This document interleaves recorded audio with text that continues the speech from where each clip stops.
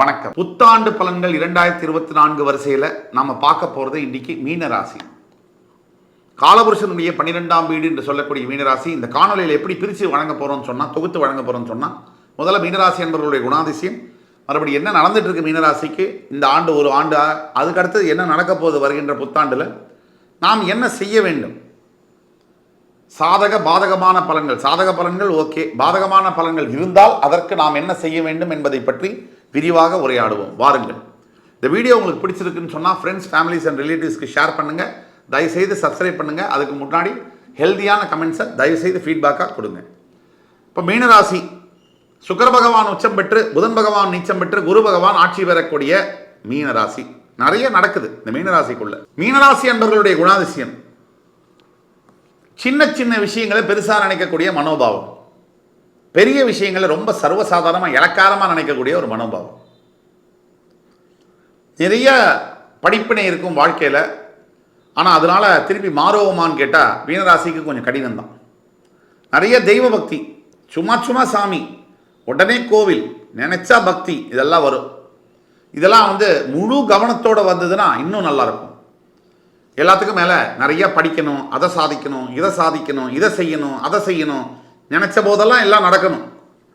அப்படி நடக்கலைன்னு சொன்னால் மீனராசிக்கு தாங்க முடியாத விரக்தி வந்துடும். எதையுமே ஏற்றுக்கக்கூடிய மனோபாவத்தில் அவங்க இல்லை. கடந்த ஒரு வருஷமாக மீனராசி என்பவர்களுக்கு சிக்கல்கள் ரொம்ப அதிகம். போன இடத்துலலாம் ப்ராப்ளம், எடுத்த காரியத்திலலாம் பிரச்சனை. அதாவது ஒரு ஸ்கூலுக்கு அட்மிஷன் போனால் அட்மிஷன் கிடைக்கல, காலேஜுக்கு படிக்க போனால் படிப்பு ஏறலை, மெடிக்கல் சீட்டுக்கு போனால் சீட்டு கிடைக்கல, கல்யாணத்துக்கு போனால் வரன் அமையலை, வேலைக்கு போனால் வேலை கிடைக்கல. சரி, வேலை செய்யவும், வேலை கிடச்சதுக்கப்புறம் பார்த்தா அங்கே ஒன்றுக்கு ஒரு 100 பிரச்சனை. இதெல்லாம் மிஞ்சி வீட்டுக்கு வந்தால் பொண்டாட்டி சரியில்லை. சரி, புருஷனாவது நல்லா இருப்பாங்கன்னு பார்த்தா புருஷன், பொண்டாட்டி மீனராசி, புருஷன் வந்தாங்கன்னு சொன்னால் புருஷன் புரிஞ்சுக்கிறதே இல்லை மனைவியை. அதனால் நீங்கள் படக்கூடிய மன கஷ்டங்கள். சரி, குழந்தையாவது நல்லா இருக்குன்னு பார்த்தா அதுக்கு உடம்பு சரியில்லை. இப்படி சரி, வயசாயிடுச்சுன்னு பார்த்தா உங்களுக்கே உடம்பு சரியில்லை.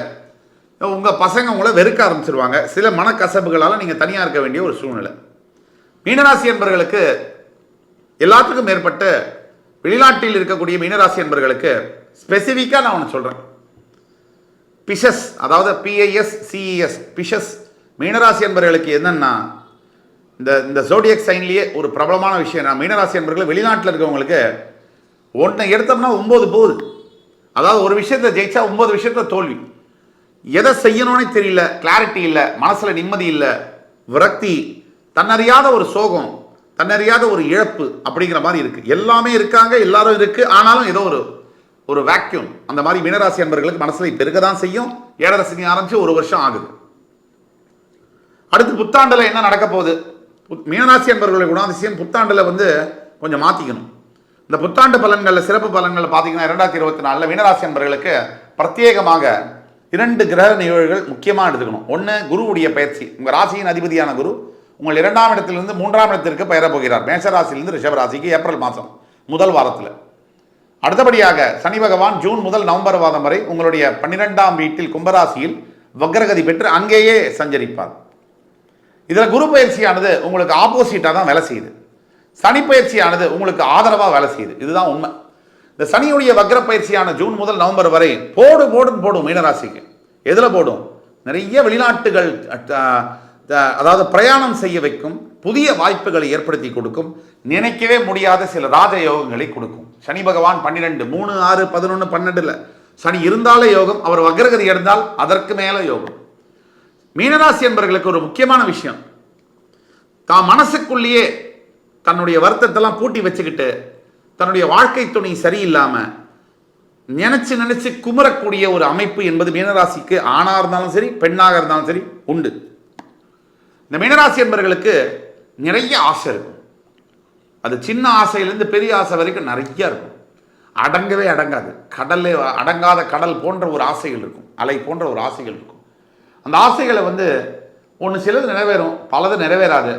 சரி, முக்கியமான ஆசை ஒன்று நிறைவேறினா கூட அவங்களுக்கு மனசு அதை ஒத்துக்காது. அடுத்தது ஒரு 10 ஆசை டெவலப் பண்ணிடுவாங்க. ஸோ இதுதான் மீனராசி உங்களுடைய குணாதிசயம்.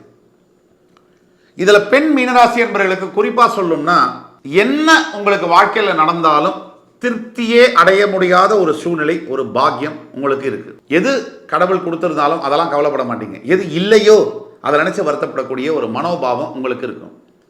ஆண் மீனராசி என்பவர்களுக்கு எப்படா ஒரு கேர்ள் ஃப்ரெண்டு கிடைப்பாங்க, எப்படா ஒரு பெண் நண்பர் கிடைப்பாங்கங்கிற எண்ணம் மனசுக்குள்ள எப்பவுமே இருந்துகிட்டே இருக்கும். எல்லா மீனராசி அன்பர்களுக்கும் அல்ல, 80% அன்பர்களுக்கு இதுதான். இப்போ இதெல்லாத்தையும் தாண்டி எப்படி வருது மேலே? முதல்ல மனசு அமைதியாக இல்லாமல் ஏழரை சனி காலகட்டத்தில், விரைய சனியாக இருக்கார் இப்போ உங்களுக்கு. ஏழரை சனி காலகட்டத்தில் இந்த மனசு அமைதி இல்லாமல் இருக்கக்கூடிய மீனராசி அன்பர்களுக்கு மனசு அமைதி பெறுவது என்பது ரொம்ப கடினமான ஒரு வேலை. இந்த மனசு அமைதியைப்படுத்த என்ன வழி இருக்கு? மீனராசி அன்பர்களை பொறுத்த வரைக்கும் ஒரு மிக பெரிய ஒரு வழி இருக்கு. குருநாதர்களுடைய சந்நிதி, ஆஞ்சநேயர், ராகவேந்திரர், ஷீரடி சாய்பாபா இவர்கள் போன்ற குருநாதர்களுடைய சந்நிதியில் போய் சரணடையும். நிறைய குரு தியானம், அதாவது குரு பகவானை நினைச்சோ, ஓம் விஷபத்வஜாய வித்மஹி கிருணி ஹஸ்தாய தீமஹி தன்னோ குரு பிரச்சோதயாத், இந்த மந்திரத்தை தினசரி ஒரு 108 முறை பாராயணம் செய்யணும். இது எல்லாத்துக்கும் மேலே நிறைய உணவளிப்பது, அதாவது உணவில்லாதவர்களுக்கு உணவளிப்பது, வஸ்திர தானம் செய்வது. ரோட்லலாம் படுத்திருப்பாங்க இந்த காலகட்டங்களில், மழை நீர் வடிகால் இதெல்லாம் சொல்கிற காலகட்டங்களில் இடம் இல்லாமல் படுத்திருக்கக்கூடிய பல அன்பர்கள் இருக்காங்க. உங்களால் முடிஞ்ச வஸ்திர தானம் கொடுங்க அவங்களுக்கு. அதே மாதிரி இளம் வயதில் இருக்கக்கூடிய பெண் குழந்தைகள், ஆதரவு இல்லாமல் இருக்கக்கூடிய பெண் குழந்தைகளுக்கு படிப்பதற்காக உணவளிப்பது, படிப்பதற்காக பணம் கொடுப்பது. குரு பகவான் கல்விகாரகன். நீங்கள் படிக்கிறதுக்கு சின்ன பெண் குழந்தைகளுக்கு உதவும் போது உங்களோட ஏழரை சனியான தாக்கம் என்பது வெகுவான அளவுக்கு குறையும்.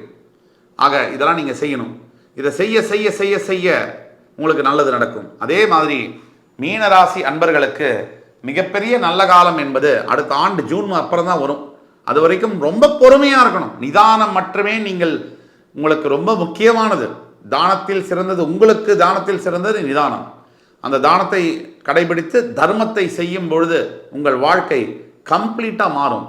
ஆக எல்லாம் வல்ல முருகப்பெருமான் திருச்செந்தூரில் வீற்றிருக்கக்கூடிய சிவசுப்பிரமணிய சுவாமி உங்கள் அனைவருக்கும், என் அன்பு மீனராசி நேயர்களுக்கு நல்ல வழியை காட்டும்படி நான் வேண்டி கேட்டுக்கொண்டு, அடுத்து உங்களை சந்திக்கும் வரை உங்களிடமிருந்து விடைபெறுவது உங்கள் ஜோதிட கலாநிதி சுபாஷ் பாலகிருஷ்ணன். நன்றி, வணக்கம், வாழ்க வளமுடன்.